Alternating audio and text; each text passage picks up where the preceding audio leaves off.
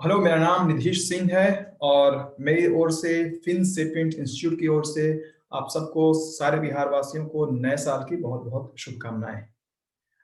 ये नया साल स्टार्ट हुआ और इसके साथ-साथ इसमें एक और ख़ासियत है कि एक नया दशक की भी शुरुआत हो गई है।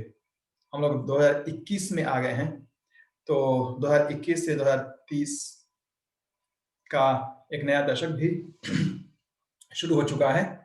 तो कुछ एक लोगों से मेरी बातचीत हो रही थी, तो हम लोगों ने सोचा कि अब कुछ नया दशक की शुरुआत में नया करने का समय आ गया है।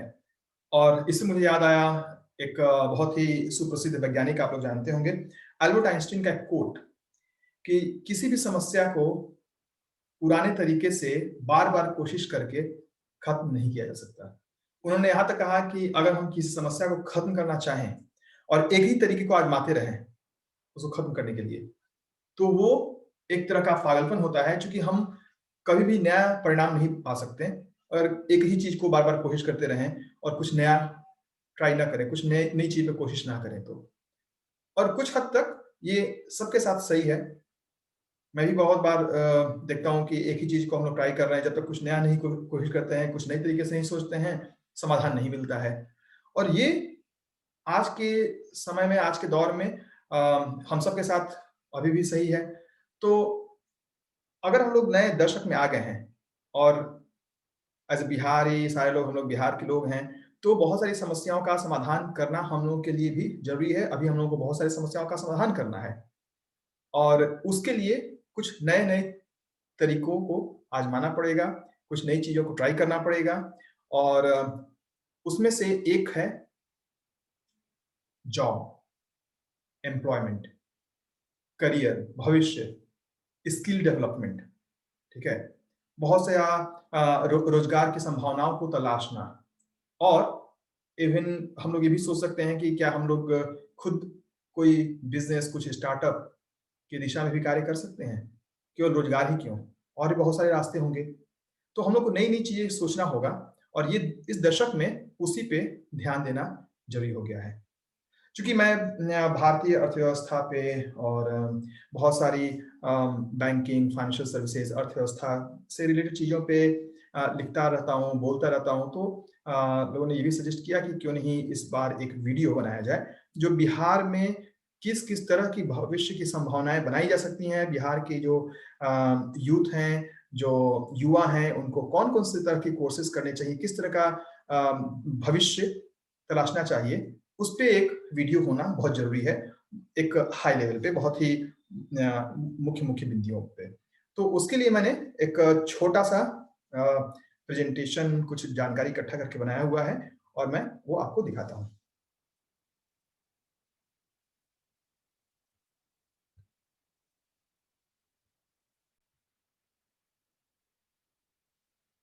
तो जैसा कि आप देख सकते हैं यहाँ पे, एम्प्लॉयमेंट इन बिहार, तो आज का हमारा मुद्दा यही रहेगा कि हम बिहार में एम्प्लॉयमेंट को कैसे और स्ट्रॉन्ग कर सकते हैं, कई कौन-कौन सी नई दिशाओं की तलाश भी कर सकते हैं।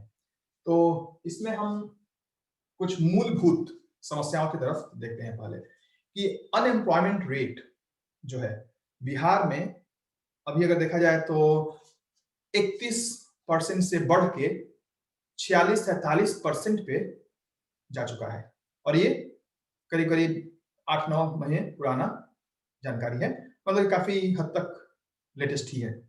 तो 47% पे जा चुका है। मान लीजिए अभी कुछ पैंडेमिक का भी असर होगा, कोरोना का भी असर होगा, तो वापस हो सकता है 30-35% पे आ जाए जब सब कुछ नॉर्मल होने लगे तो।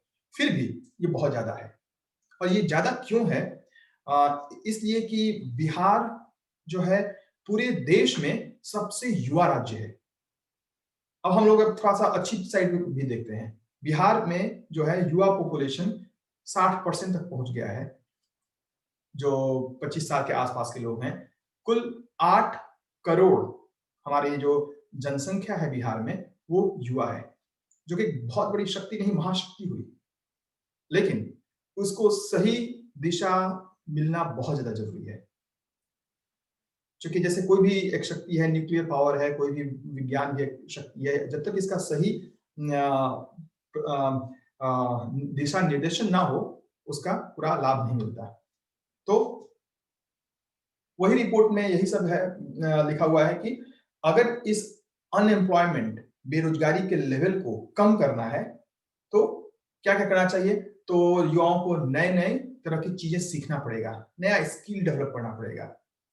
अब जैसे कि आजकल तो बहुत से लोग घर बैठ करके बहुत सारे इंटरनेट डेवलपमेंट, वेबसाइट डेवलपमेंट काम करते हैं, बहुत अच्छा-अच्छा एनिमेशन बनाते हैं, तो कुछ लोग बहुत अच्छा कंटेंट लिखते हैं घर में बैठे हुए, ठीक है? ये सारा जो काम है, सीखा जा सकता है। 2 महीने, 4 महीने, 6 महीने की ट्रेनिंग लेकर के आप बहुत अच्छा एनिमेशन बना सकते हैं, वीडियो कंटेंट बना सकते हैं, उसको अच्छे से पॉलिश कर सकते हैं, डेवलप कर सकते हैं, उसके लिए बहुत अच्छी सैलरी मिलती है, पैकेज मिलता है और घर बैठ के आपको क्लाइंट मिलेंगे। वो सारी चीज़ें भी आप ट्राई कर सकते हैं। लेकिन ये तो एक एग्ज़ाम्पल हुआ, ऐसा बहुत सा काम है जो कि किया जा सकता है, अगर आपको सही दिशा में ट्रेनिंग दिया जाए। दूसरा, प्रोफेशनल स्टडीज़। बहुत सारे ऐसे कोर्स होते हैं, बहुत सारे ऐसे स्किल है जो कि प्रोफेशनल स्टडी की कैटेगरी में आता है, प्रोफेशनल स्किल की कैटेगरी में आता है। हम लोग आजकल सुन रहे हैं स्किल इंडिया मिशन, आत्मनिर्भर भारत, स्किल इंडिया मिशन, ये सारी जो स्कीम गवर्नमेंट ने चलाई हुई हैं, वो इसीलिए कि जो हमारा पुराना तरीका था, पुरानी तरह की सिलेबस थी, पुराने तरह के कोर्सेज थे, वो आज के इंडिया में और आज के बिहार के लिए पर्याप्त नहीं है, उपयोगी हैं बट पर्याप्त नहीं है, ठीक है? अब जैसे एक गणित करते हैं, छोटा-सा गणित, ठीक है? जैसे कि हमने कहा अभी कि कोई 8 करोड़ का कुल जनसंख्या है हमारे यहाँ, और इस 8 करोड़ की जनसंख्या में अगर हम ये कोशिश करें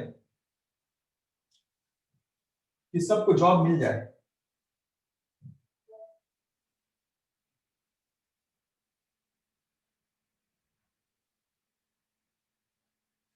तो वो ऐसा ही मुश्किल होगा